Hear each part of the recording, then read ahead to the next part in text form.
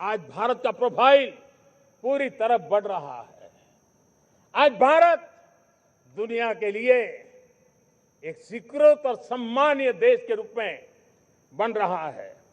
भारत के पास स्थिर political mandate है, स्थिर सरकार है, भारत का वाइब्रेंट लोकतंत्र है, भारत का मजबूत न्याय तंत्र है और हम सबको दिशा देने वाला भारत का संविधान है। और अब दुनिया हमारे इन सामर्थ्य को पहचानने लगी है और इसलिए 2014 के बाद दुनिया करीब करीब 40 देशों के साथ हमारा एफटीए एग्रीमेंट हो रहा है। अब देखिए कितना बड़ा अवसर आया है। लेकिन ये जो ट्रेड एग्रीमेंट्स हुए हैं ये एक बहुत बड़ा अवसर है और इसलिए खास करके मैं मेरे एमएसएमईज को कहना चाहूंगा कि हमें इस मौके को छोड़ना नहीं है। दुनिया में हमें पहुंचना है। भारत के उत्पाद की हर चीज विश्व के बाजार में पहुंचे और चाहे हमारा टेक्सटाइल हो, हमारी मशीनरी हो, हमने दवाइयां हो, हमने मौका छोड़ना नहीं है। लेकिन वैश्विक जो पैरामीटर्स हैं उस पैरामीटर को हमें पार करना होगा। हमें दुनिया से जो मिलता है उसे अच्छा देना पड़ेगा, दुनिया में जो मिलता है उसे सस्ता देना पड़ेगा। और पंजाब के लुधियाना से लेकर के तमिलनाडु के तिरुपुर तक हमारा टेक्सटाइल सेक्टर दुनिया में पहुंच सकता है। इतना ही नहीं, केरलम से लेकर के गुजरात और तमिलनाडु से लेकर के बंगाल, ये हमारा समुद्री तट, हमारे मछुआरे भाई बहन आज इस एफटीए के कारण हमारे श्रिप यानी झींगा उसके एक्सपोर्ट की बहुत संभावना बनी है। हमारे सी फूड की दुनिया में पहुंच बनने की संभावना पड़ी हुई है। और इसलिए मैं चाहूंगा कि हम इस परिस्थिति का फायदा उठाते हुए, हम आगे चलते हुए हम इन कामों को पार करने के लिए प्रयास करें। मेरे प्यारे देशवासियों, मैंने जो भूमिका आपके सामने रखी है उसके पीछे 2047 का लक्ष्य इन मजबूत नींव पर खड़ा है।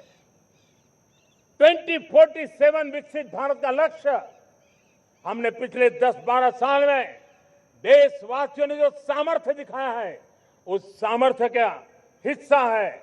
और इसलिए मेरे प्यारे भाइयों बहनों, सदी का 1/4 हिस्सा बीत चुका है और अगला 1/4 हमारे लिए अत्यंत महत्वपूर्ण है।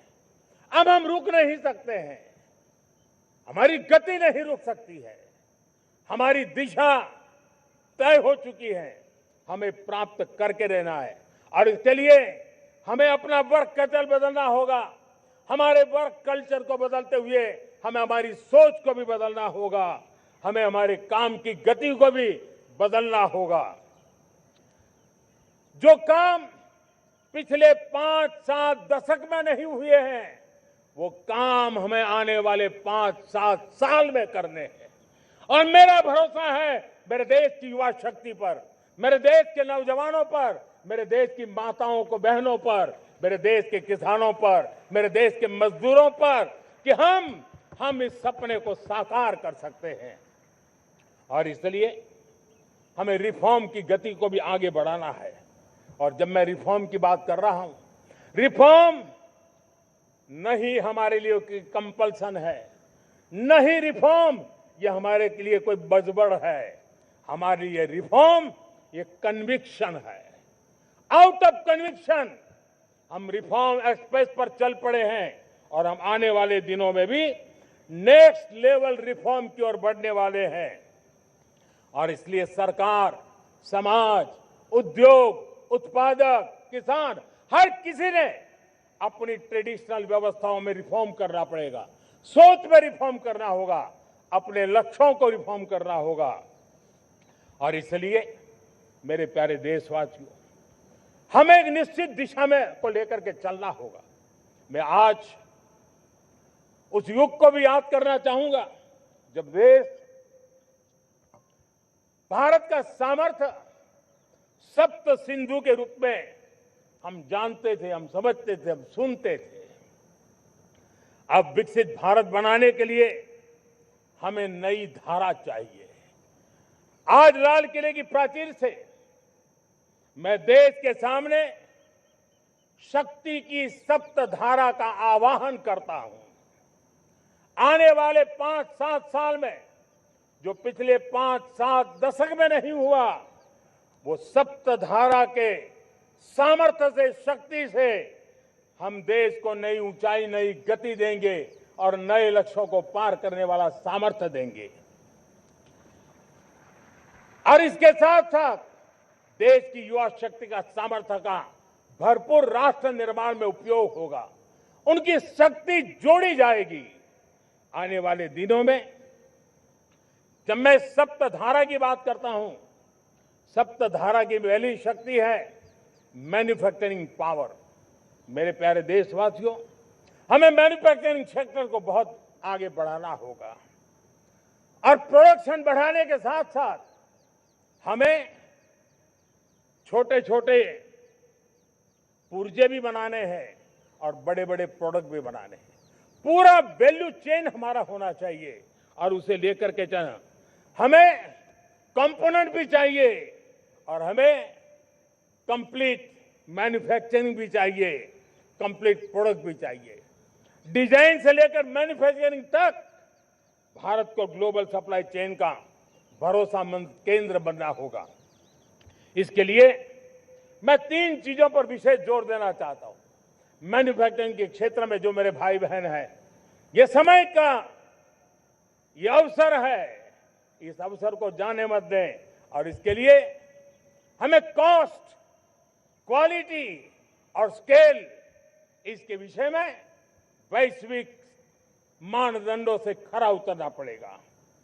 हमारी फैक्ट्रीज कॉम्पिटिटिव हो, हमारे प्रोडक्ट्स यूजर फ्रेंडली हो, हमारा पैकेजिंग दुनिया के लोगों को लुभावने वाला हो, आकर्षित करने वाला हो, हमारा जीरो डिफेक्ट प्रिसिजन मैन्युफैक्चरिंग, ये हमारी पहचान बनना चाहिए। हर मैन्युफैक्चरर, हर एंटरप्रेन्योर, हर एमएसएमई से मैं कहना चाहता हूं, ग्लोबल मार्केट में हमारी पहचान विश्वसनीयता और गुणवत्ता के आधार पर होनी चाहिए। क्वालिटी के संबंध में नो कॉम्प्रोमाइज, और इसलिए हमारा मंत्र क्वालिटी, क्वालिटी, क्वालिटी होना चाहिए। यही हमारा ग्लोबल ब्रांड वैल्यू बनेगा। मेरे प्यारे देशवासियों, इस सप्तधारा की दूसरी शक्ति है कृषि और फूड प्रोडक्शन, फूड प्रोसेसिंग। हमें इस दिशा में आगे बढ़ना होगा। हमारे किसानों ने, अब दुनिया के बाजार खुल चुके हैं। एफपीए के कारण हमें एक बहुत बड़ा मार्केट मिल रहा है। हमें वहां पहुंचना है, हमें उस जगह को हाथ लगाना है। हमें खेत से लेकर एक्सपोर्ट मार्केट की ओर जाना होगा। हमारे पारंपरिक खान पान हो, हमारे मिलेट्स हो, हमारे मसाला हो, हमारे फल हो, फूल हो, क्या कुछ नहीं है हमारे पास, वो ग्लोबल ब्रांड्स बनने चाहिए। हमारे किसान केमिकल फ्री खेती को बल देंगे। दुनिया में इनकी मांग और बढ़ने वाली है और जो ग्लोबल पैरामीटर्स के अंदर हर प्रकार से सिद्ध होने वाले हमारे एग्रो प्रोडक्ट होंगे तो दुनिया में हम आसानी से पहुंच पाएंगे। मेरी सप्तधारा की तीसरी शक्ति है टेक्नोलॉजी और इनोवेशन। मेरे प्यारे देशवासियों, आज जमाना एआई का है, क्वांटम का है, स्पेस का है, रोबोटिक्स का है, डेटा सेंटर्स का है। पूरी तरह एक नया क्षेत्र खुल चुका है और इमर्जिंग टेक्नोलॉजी ये भी हर पल हमें चुनौती दे रही हैं और इसलिए देश को दुनिया के लिए मार्केट नहीं बना देना, हमें इनोवेशन का हब बनना है। हमने यूपीआई और डिजिटल पब्लिक इंफ्रास्ट्रक्चर में लोहा मनवा लिया है, हमारी ताकत का परिचय करवा दिया है। अब भारत को डिजिटल पब्लिक टेक्नोलॉजी उसको भी दुनिया के कोने कोने तक पहुंचाना है। भारत को नेक्स्ट जनरेशन कम्युनिकेशन टेक्नोलॉजी में लीड करना है।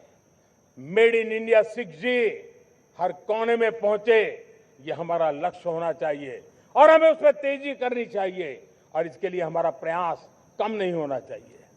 सप्तधारा की चौथी शक्ति है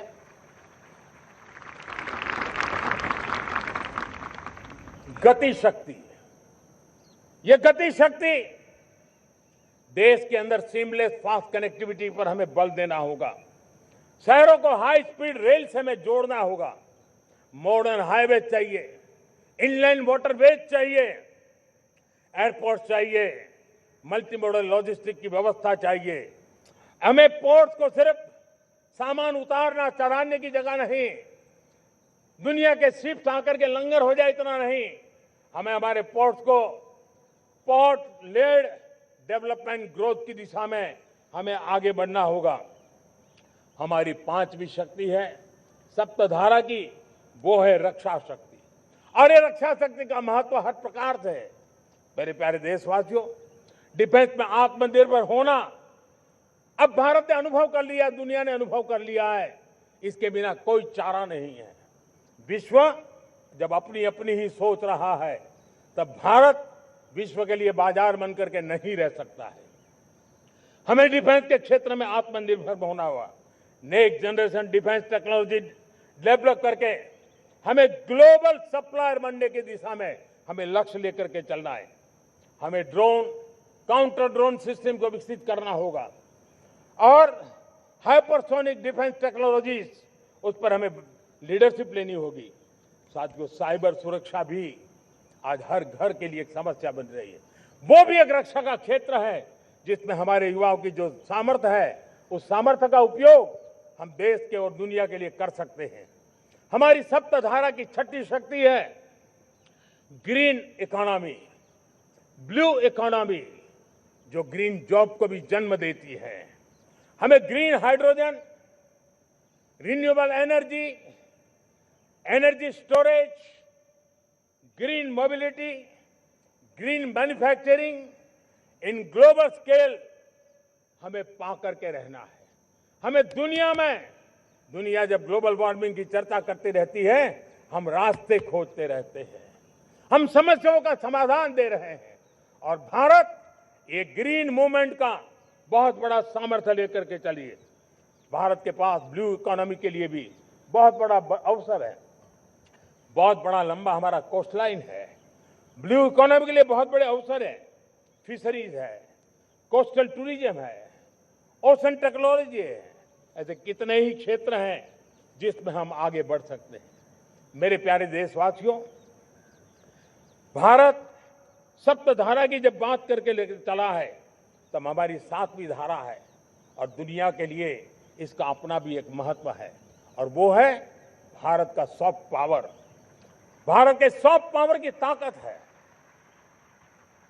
आज योग ने पूरी दुनिया को भारत के साथ जोड़ के रखा हुआ है। योग दुनिया के लिए एक ऊर्जा बनता जा रहा है, भारत के लिए विश्वास का बड़ा कारण बनता जा रहा है।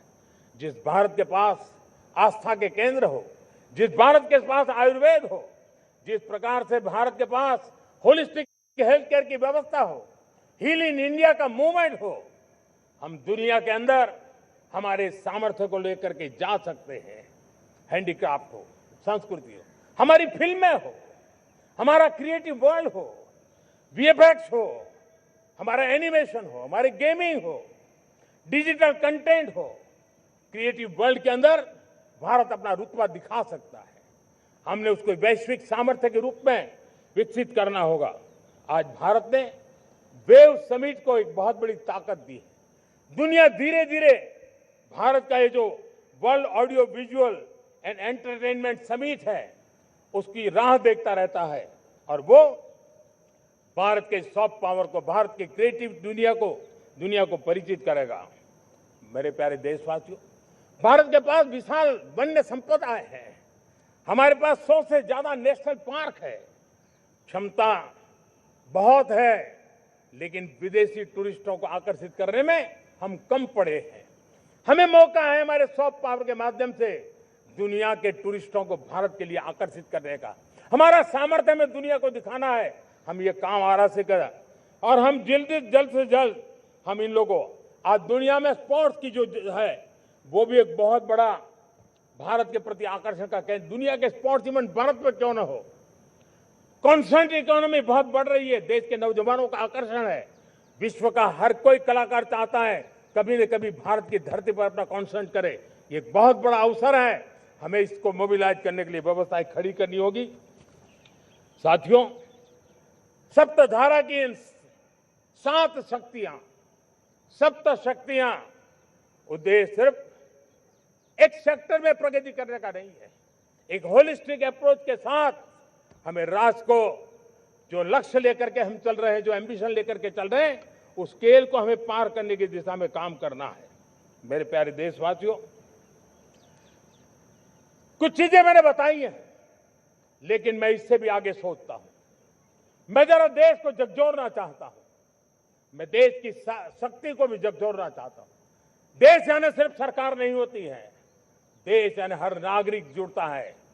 क्या हम सोच नहीं सकते कि फॉर्च्यून 500 की चर्चा तो बहुत सुनते हैं, आने वाले एक दशक में इन फॉर्च्यून 500 में 50 कंपनियां भारत की क्यों न हो, ये लक्ष्य हमारा क्यों न होना चाहिए। आज बैंकिंग सेक्टर फल फूल रहा है। दुनिया की टॉप बैंक के अंदर भारत की बैंक का झंडा भी क्यों न फहरता हो। भारत की बैंक भी टॉप बैंक 5 बैंक में भारत की भी एक बैंक होनी चाहिए। भारत की फार्मा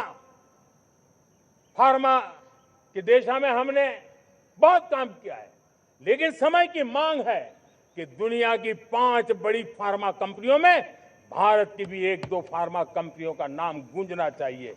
भारत उसमें अपना स्थान बनाना चाहिए।